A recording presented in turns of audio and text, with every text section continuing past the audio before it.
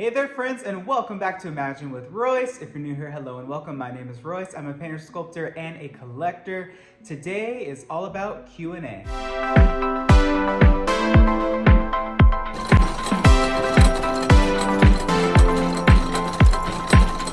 Alright, so if you're new to this channel, hello. If you're an OG, welcome back. I do Q&As over on my Instagram, Imagine with Royce, probably 3 or 4 times a year because I get a new batch of followers sporadically and it kind of just goes in waves, and I noticed a pretty big incline, so I was like, okay, let me put out a new batch of Q&A questions because people always message me with the most unique and interesting questions, so it's always fun to get on here and discuss it with all of you. So first up, I was asked, are you a part of painting things for the Haunted Mansion holiday? So the Haunted Mansion holiday team falls under resort enhancement. So Imagineering works on audio animatronics that are primarily permanent.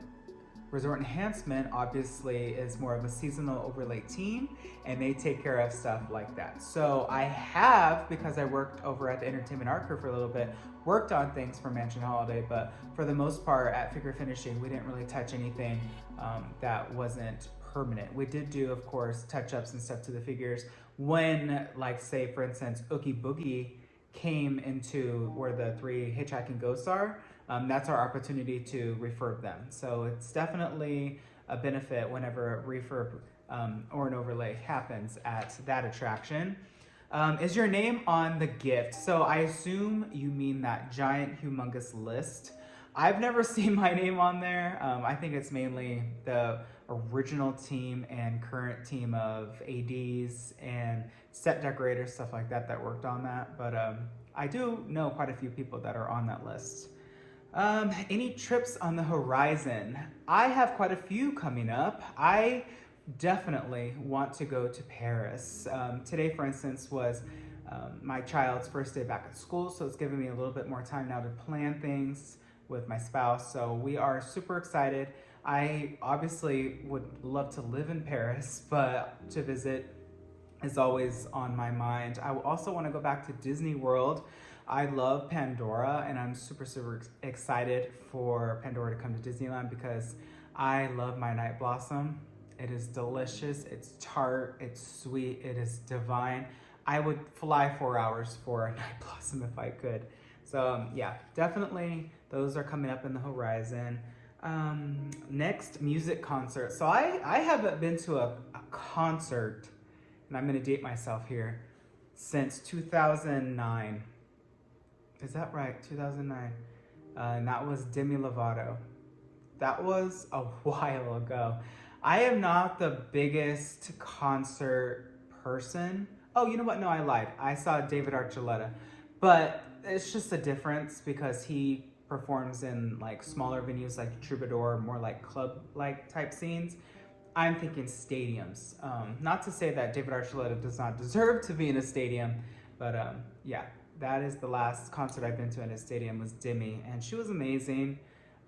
And I'm super thankful to have had the opportunity to see her in concert. First project at WGI. So my first day at Audio Animatronic Figure Finishing, I hopped into the golf cart with my then colleague Phil, and we drove to Mr. Toad's Wild Ride. And I have a whole video on this, I will link it below.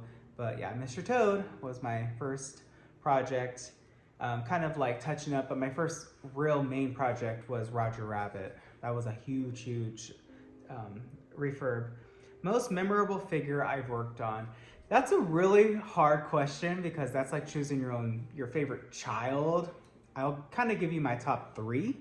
I always will say working on a Small World doll was a complete honor. I remember riding it as a kid, being 9 or 10 years old and being so fascinated, and then being able to work on it and walk through it. I remember walking in the clock tower where the time opens up with my mentor Doug, and I just remember telling him like, gosh, this is my childhood fantasy coming true right now because I built the Small World model out of cardboard multiple times as a child. I was just always fascinated with it, and yeah, definitely Small World, Pirates of the Caribbean. You know, anytime I got to work on something classic And then because I used to be a Jungle Cruise skipper, I would say the Jungle Cruise as well is definitely one of those that really just hit home, because not only did I used to narrate it, but I also now got to work on the figures. So I really went full circle with the Jungle Cruise.